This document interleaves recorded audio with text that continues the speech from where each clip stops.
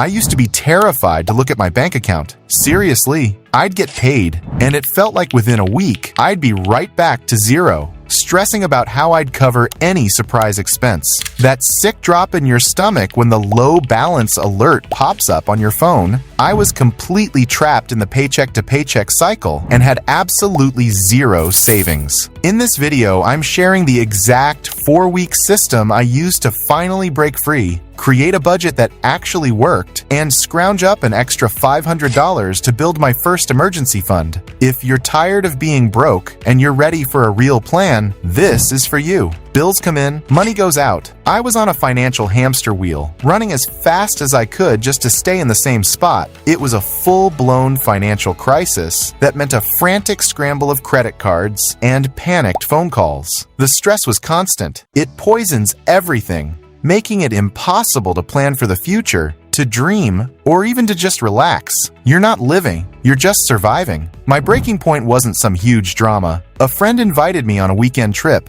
and I had to say no. Not because I didn't want to go, but because I literally couldn't afford the gas to get there, let alone a cheap hotel room. Here I was, a grown adult with a full-time job, and I couldn't afford a 2-day trip. That was it. That was my rock bottom. That's when I decided to stop being a passenger in my own financial life and finally grab the wheel. The tool that gave me that control was a zero-based budget, and the method was this 4-week plan. It's not about restriction, it's about intention. It's about telling your money where to go instead of wondering where it went. Week 1. Face the financial truth. Week 1 is all about one thing: facing the financial truth. Look, this part can be uncomfortable, but I promise, you cannot change what you don't acknowledge. This week, your only job is to become a detective of your own spending habits. First step, gather the evidence. Pull up your last 3 months of financial statements. I'm talking bank statements, credit card bills, student loans,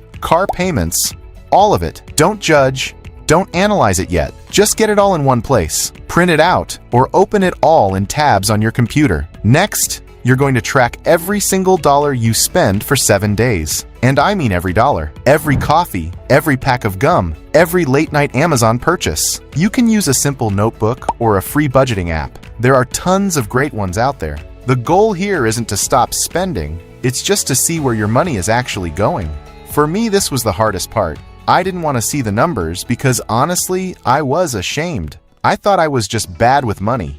But what I learned is that I wasn't bad with money. I just wasn't paying attention. I was living on financial autopilot. At the end of the week, sit down with your 7 days of tracking and your 3 months of statements. Now it's time to start categorizing. Grab 3 different colored highlighters. Use one color for fixed essentials. These are the predictable costs like rent or mortgage, car insurance, and minimum debt payments. Use a second color for variable essentials. Things like groceries, gas, and utilities that change a bit each month. And use a third color for all the non-essentials. This is your subscriptions, eating out, shopping, and entertainment. This is where you'll have your big aha moment. As I went through my statements, the patterns became painfully obvious. I was floored when I saw I was spending over $300 a month on work lunches and morning coffees. That's $3,600 a year just on convenience. I also found 3 subscriptions for apps I hadn't opened in months. That was another $40 a month just leaking out of my account. This isn't about guilt, it's just data. This is your starting point.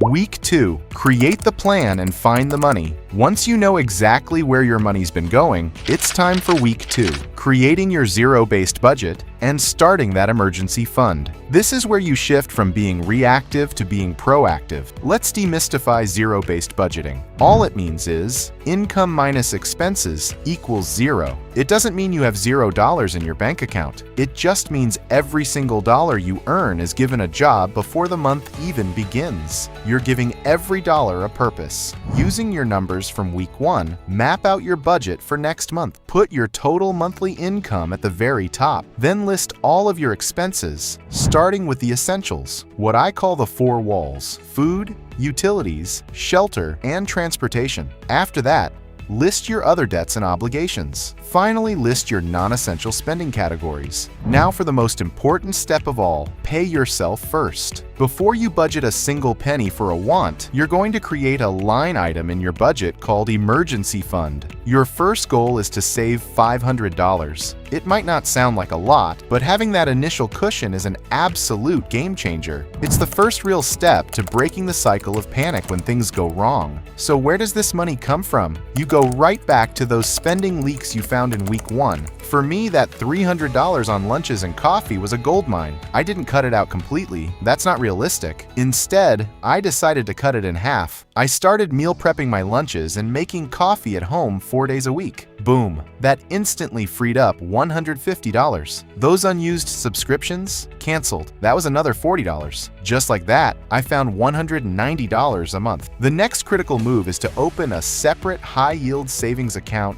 just for your emergency fund. This has to be at a different bank than your checking account. You want to create a little bit of friction, so you're not tempted to dip into it for non-emergencies. As soon as you open it, schedule an automatic transfer. Even if you can only start with $25 a paycheck, do it. Building the habit of saving automatically is more important than the amount at first. By the way, if building a budget from scratch sounds totally overwhelming, I get it. To make it easier, I've created the exact budget template I used when I first started. It's a simple spreadsheet that walks you through this whole zero-based method. Week 3, automate and attack. Okay, you've got your plan. You know where your money should be going. Now in week 3, we put the system on autopilot and go on the offensive. This week is all about making your financial life easier while speeding up your progress. First up, automation. Go through all your essential bills, rent, utilities, car payment, insurance, and set them up on autopay. This does 2 brilliant things. First,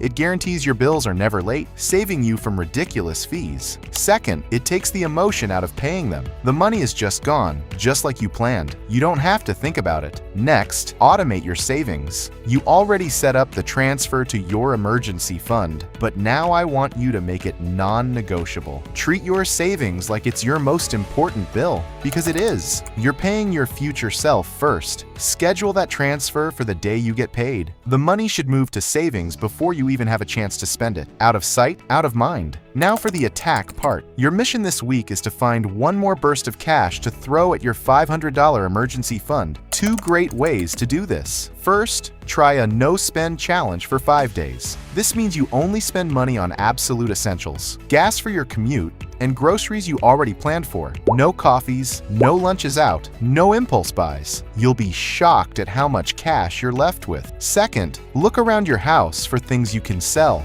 We all have stuff lying around we don't use. Old electronics, clothes you haven't worn in a year, that piece of furniture collecting dust. I found an old guitar and some video games I hadn't touched in ages. I listed them on Facebook Marketplace and made an extra $225 in one weekend. I took that cash and immediately put it in my emergency fund. I was so close to my $500 goal. What's one thing you could sell right now to kickstart your savings? Let me know down in the comments below. Week 4, refine and repeat. We're in the home stretch. This week is all about refining the process, learning from your first month, and turning these actions into a long-term habit. Let's be clear, your first budget will not be perfect. It never is. It's a rough draft, not a masterpiece. At the end of week 4, sit down and compare your budget to your actual spending. Where did you nail it? Where did you struggle? Be honest with yourself, but without any judgment. Maybe you overspent on groceries but came in way under on gas. That's fine. My first month, I realized the fun money I budgeted for myself was way too low. It made me feel deprived, which is a one-way ticket to quitting. So for the next month's budget, I found a few more dollars